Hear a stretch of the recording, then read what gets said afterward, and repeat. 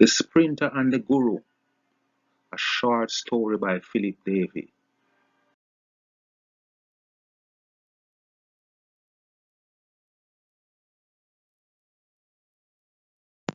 Once upon a time, on a small island in the Sea of the Caribs, there was a young lady from the hilly interior. This island was known as the Sprint Factory, since, although small in size, it was a giant in the world of sprinting. Like many a young lady of this island, she was an aspiring sprinter, aiming to follow in the footsteps of the trailblazers such as the Queen Merlene and the Lady VCB. However, by the standards of the Sprint Factory, this young lady was somewhat ordinary. She was not a shining star, so her prospects did not seem bright. She was just another good sprinter, lost among the many great prospects of this island called the Sprint Factory.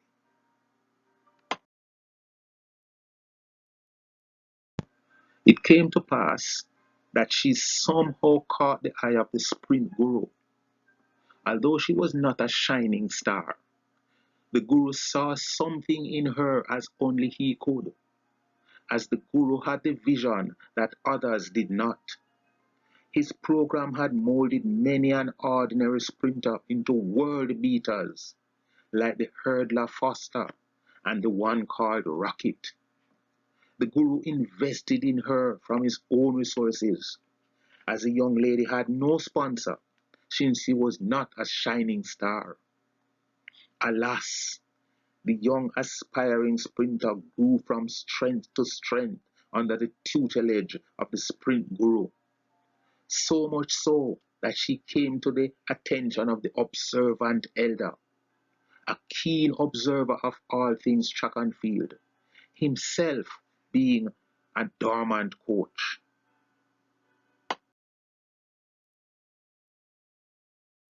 The observant elder saw that this young lady was better than all others, even better than the celebrated one, the one they called Rocket. But the elder seemed foolish in the eyes of those with whom he spoke. No one believed that this young lady could be nearly as fast as the one they called Rocket. It came to pass, however, that when the shortcomings and the encumbrances of the young lady were sorted out by the Guru, the young lady exploded on the scene. Her era had finally come. She soundly beat all comers, threatening the unbreakable records of the one called Flo. The young lady was on top of the world. She glided down the track like poetry in motion. Surely this is now her era. No one alive could step with her. She was approaching the exploits of the man whose name was like lightning.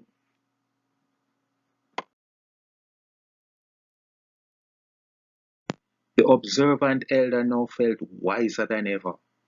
His words were finally coming to fruition. Two more major championships were close at hand, and continuing the current trajectory would surely put all debate to rest. The young lady would be unanimously crowned as the GOAT. But then the unthinkable happened. A bizarre turn of events. The young lady decided to leave from the guidance of the Guru and strike out on her own. The Guru's program could not take her where she wanted to go, was what she said. The elder was so confused. The Guru had taken her to the top of the world, on the brink of being crowned the GOAT. Where else did she wish to go? Where else was there to go?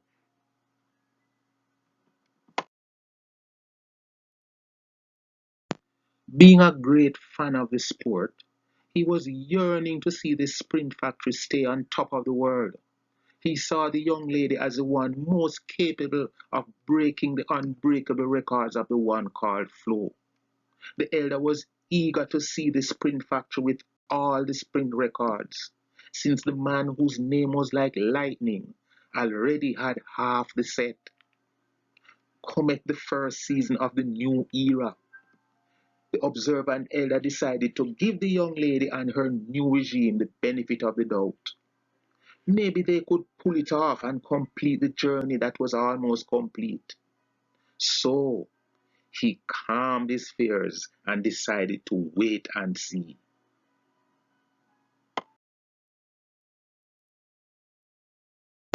But alas, from the beginning of the preseason, the elder saw red flags.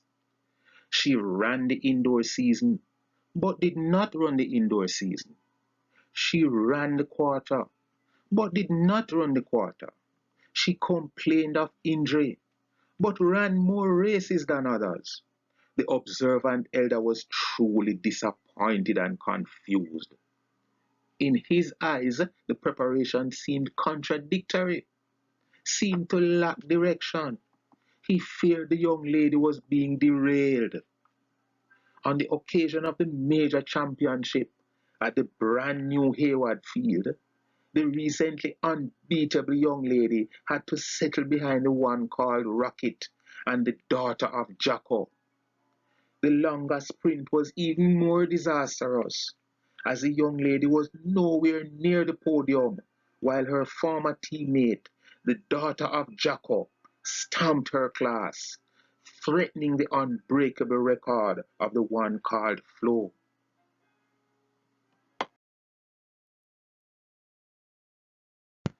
The guru who was shunned surely must have felt vindicated. Surely he must be hailed as the goat of sprint coaches. The observant elder was distraught. He recalled the story about the greedy dog who lost his bone, thinking that there was a bigger bone to be had, let go of the bone he had, only to end up with none. How did we get here? Thought the elder. Why was there no one with enough persuasive pull to mediate between the guru and his charge, and to help work out differences? Why was there no solution to their issues? After all, the history of the world was at stake, thought the elder. Was this the end of the young lady's chance to be the undisputed GOAT and for the sprint factory to own all record sprint?